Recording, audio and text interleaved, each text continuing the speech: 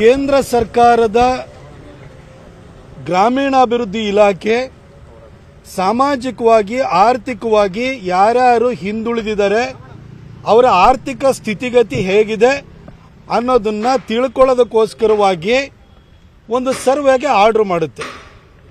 2011ರಲ್ಲಿ ಜನಗಣತಿ ಆದ ನಂತರ ಆಗ UPA ಸರ್ಕಾರನೂ ಕೂಡ ಇದೇ ರೀತಿ ಆದೇಶವನ್ನು ಮಾಡಿತ್ತು.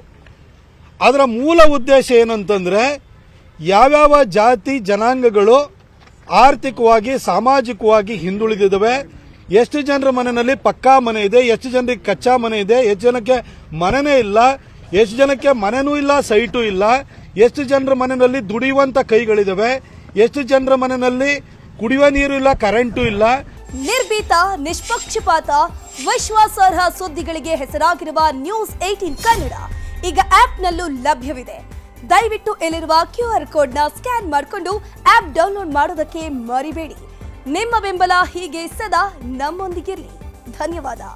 ಎಷ್ಟು ಜನರಿಗೆ ಮನೆಯಲ್ಲಿ ಅಂಗವಿಕಲರಿದ್ದಾರೆ, ಎಷ್ಟು ಜನರ ಮನೆಯಲ್ಲಿ ಬರೀ ಮಹಿಳೆಯರೇ ಇದ್ದಾರೆ, ಅಲ್ಲಿ ದುಡಿಯುವಂತವ್ರು ಯಾರು ಇಲ್ಲ, ಈ ತರ ಅಂಕಿಅಂಶಗಳನ್ನ ಕಲೆ ಹಾಕಿ ಕೊಡಿ. ಅದರ ಆಧಾರದ ಮೇಲೆ ಕೇಂದ್ರ ಸರ್ಕಾರದ ಯೋಜನೆಗಳನ್ನ ಈ ಒಂದು ವರ್ಗಗಳ ಸಶಕ್ತೀಕರಣಕ್ಕೋಸ್ಕರವಾಗಿ ಅಪ್ಲಿಫ್ಟ್ಮೆಂಟ್ಗಳಿಗೋಸ್ಕರವಾಗಿ ರೂಪಿಸುವಂತ ಕಾರ್ಯಕ್ರಮ ನಡೆಯುತ್ತೆ.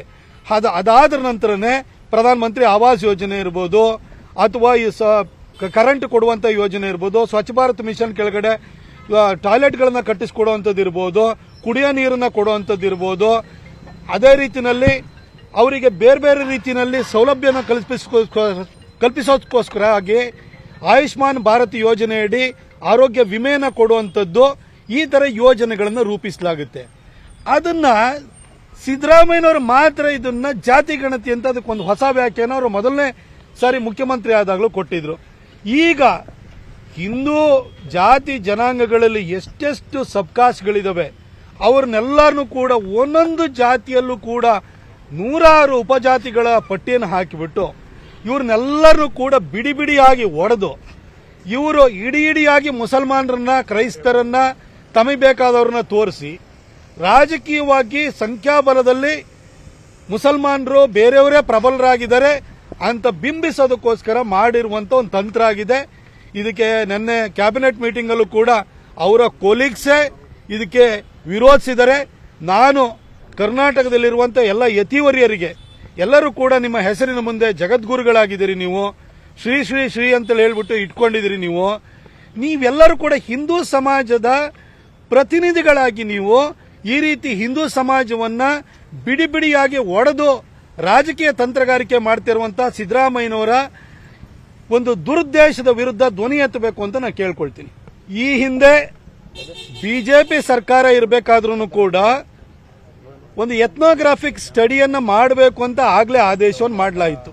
ಯಾಕಂದ್ರೆ ಯಾವುದೇ ಸಮುದಾಯಗಳಿರ್ಬೋದು, ಅದು ಗಂಗಾಮತಸ್ಥರು ಇರ್ಬೋದು, ಅಂಬಿಗರ ಚೌಡಯ್ಯ ಅಭಿವೃದ್ಧಿ ನಿಗಮ ಅಂತಿದೆ, ಅಲ್ಲೊಂದು ಸುಮಾರು 26-27 ಜಾತಿಗಳಿದಾವೆ, ನಮ್ಮನ್ನು ಎಸ್ಟಿಗೆ ಸೇರಿಸಿ ಅಂತ ಹೇಳ್ತಾರೆ.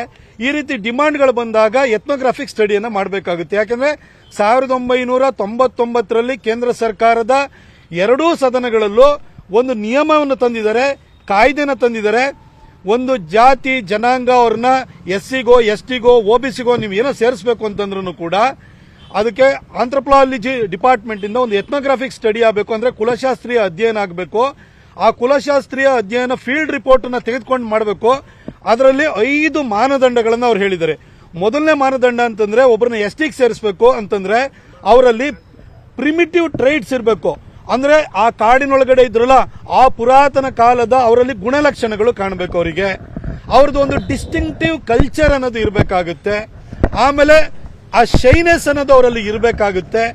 ಹಾಗೆಯೇ ಸಾಮಾಜಿಕವಾಗಿ ಆರ್ಥಿಕವಾಗಿ ಅವ್ರಿಗೆ ಬ್ಯಾಕ್ವರ್ಡ್ನೆಸ್ ಅವ್ರ ಹತ್ರ ಇರಬೇಕಾಗುತ್ತೆ. ಅವರು ಶೈಕ್ಷಣಿಕವಾಗಿ ಆರ್ಥಿಕವಾಗಿ ಸಾಮಾಜಿಕವಾಗಿ ಅವ್ರು ಹಿಂದುಳಿದಿರಬೇಕಾಗುತ್ತೆ. ಅವರು ಎಲ್ಲರಿಂದಲೂ ಕೂಡ ನಿರ್ಲಕ್ಷಿತರಾಗಿರುವಂತರದ್ದು ಆ ಟ್ರೈಟ್ಗಳು ಅವ್ರ ಹತ್ರ ಇರಬೇಕಾಗುತ್ತೆ. ಹಾಗಾಗಿ ಈ ಹಿಂದೆ ಜೇನು ಕುರುಬ ಕಾಡು ಕುರುಬ ಅವರನ್ನ ST ಕ್ಯಾಟಗರಿಗೆ ಅವರಲ್ಲಿ ಆ ಟ್ರೈಟ್ಗಳು ಇದ್ದಿದ್ರಿಂದಾಗಿ ಸೇರಿಸಲಿಕ್ಕಾಯಿತು. ಆದರೆ ಕುರುಬ ಸಮುದಾಯಕ್ಕೆ ಈ ತರದೊಂದು ಕುಲಶಾಸ್ತ್ರೀಯ ಅಧ್ಯಯನ ಆ ಸಮುದಾಯದ ಬಗ್ಗೆ ಮಾಡಬೇಕು ಅಂತ ನಮ್ಮ ಸರ್ಕಾರದಲ್ಲಿ ಹೋದಾಗ ಬಹುಶಃ ರಿಪೋರ್ಟ್ ಬಂದಿಲ್ಲ, ಫೀಲ್ಡ್ ರಿಪೋರ್ಟ್ನೆಲ್ಲ ಕಲೆ ಹಾಕಿದ್ದಾರೆ. ಖಂಡಿತ ನನ್ನ ಜ್ಞಾನದ ಪರಿಧಿ ಒಳಗಡೆ ಹೇಳ್ತೀನಿ, ಯಾಕೆಂದ್ರೆ ಪರಿವಾರ ತಳವಾರದವರಿಗೆ, ಸಿದ್ಧಿ ಸಮುದಾಯಕ್ಕೆ, ಅವ್ರನ್ನ ST ಕ್ಯಾಟಗರಿಗೆ ಸೇರಿಸಿದಂತಹ ಒಂದು ಅನುಭವ, ನನ್ನ ಒಂದು ಆ ಸಂದರ್ಭದಲ್ಲಿ ನಾನು ಮಾಡಿದಂತಹ ಪ್ರಯತ್ನಗಳ ಆಧಾರದ ಮೇಲೆ ನಾನು ಹೇಳ್ತೀನಿ, ಕುಲಶಾಸ್ತ್ರೀಯ ಅಧ್ಯಯನದಲ್ಲಿ ನೀವು ಈ 5 ಪ್ಯಾರಾಮೀಟರ್ ಮಾನದಂಡಗಳಲ್ಲಿ ಕುರುಬ ಸಮುದಾಯ ಕ್ವಾಲಿಫೈ ಆದರೆ ಮಾತ್ರನೇ ನೀವು ರೆಕಮೆಂಡ್ ಮಾಡ್ಲಿಕ್ಕೆ ಆಗುತ್ತೆ. ಇಲ್ದಲೆ ಸುಮ್ಮನೆ ನೀವು ರಾಜಕೀಯಕ್ಕೋಸ್ಕರ ಇಲ್ಲಿಂದ ಕ್ಯಾಬಿನೆಟ್ ಡಿಸಿಷನ್ ತಗೊಂಡು ಮೇಲ್ಗಡೆ ಕಳಿಸ್ತು ಅಂತ ಹೇಳಿದ್ರೆ ರಿಜಿಸ್ಟ್ರಾರ್ ಜನರಲ್ ಆಫ್ ಇಂಡಿಯಾ ಒಪ್ಕೊಳ್ಳಲ್ಲ. ಕುರುಬ ಸಮುದಾಯಕ್ಕೂ ಕೂಡ ಆ ಒಂದು ಟ್ರೈಟ್ಗಳು ಯಾವುದು ಕಾಣಿಸಲ್ಲ. ಯಾಕಂದ್ರೆ ನಿಮಗೆ ಈ ನಾಗರಿಕ ಸಮಾಜವನ್ನು ನೋಡಿದ ಕೂಡಲೇ ಅವರಲ್ಲಿ ಈ ಅಳುಕಿನ ಸ್ವಭಾವ, ಅಂಜಿಕೆ ಸ್ವಭಾವ ಇರಬೇಕು. ಇದೆಯಾ? ಪ್ರಿಮಿಟಿವ್ ಟ್ರೈಟ್ಸ್ಗಳಿದೆಯಾ? ಅದಿಲ್ಲ. ಡಿಸ್ಟಿಂಕ್ಟಿವ್ ಕಲ್ಚರ್ ಇದೆಯಾ? ಅದಿಲ್ಲ. ಸಾಮಾಜಿಕವಾಗಿ ಆರ್ಥಿಕವಾಗಿ ಹಿಂದುಳಿದಿರುವಂತವರು ಖಂಡಿತ ಎಲ್ಲ ಜಾತಿ ಜನಾಂಗಗಳಲ್ಲಿದ್ದಾರೆ, ಕುರುಬ ಜನಾಂಗದಲ್ಲೂ ಇದ್ದಾರೆ. ಆದರೆ ಈ ಮಾನದಂಡಗಳನ್ನು ಪೂರೈಸಲಿಕ್ಕೆ ಕುರುಬ ಜನಾಂಗದ ಕೈಲಿ ಸಾಧ್ಯವಾಗುವುದಿಲ್ಲ. ಫೀಲ್ಡ್ ರಿಪೋರ್ಟ್ ಮಾಡಿ ಅದನ್ನು ಅಂತಿಮ ವರದಿ ಸಲ್ಲಿಸಿದ್ರು ಕೂಡ ಅದನ್ನು ಈ ಒಂದು ಪ್ಯಾರಾಮೀಟರ್ಸ್ಗಳನ್ನ ಮೀಟ್ ಮಾಡ್ಲಿಕ್ಕೆ ಸಾಧ್ಯ ಇಲ್ಲ.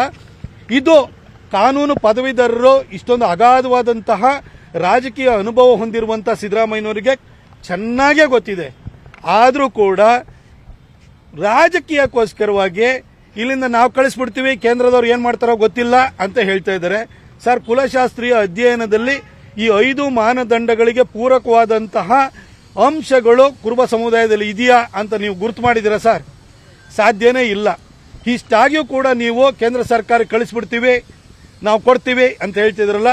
ಇನ್ನು ಉಳಿದಿರುವಂತೆ 2.5 ವರ್ಷ ನಿಮ್ಮ ಚೇರನ್ನು ಭದ್ರ ಮಾಡ್ಕೊಳ್ಳೋದಕ್ಕೋಸ್ಕರವಾಗಿ ನೀವು ಇಡೀ ಸಮುದಾಯವನ್ನು ದಾರಿ ತಪ್ಪಿಸ್ತಾ ಇದ್ದೀರಿ.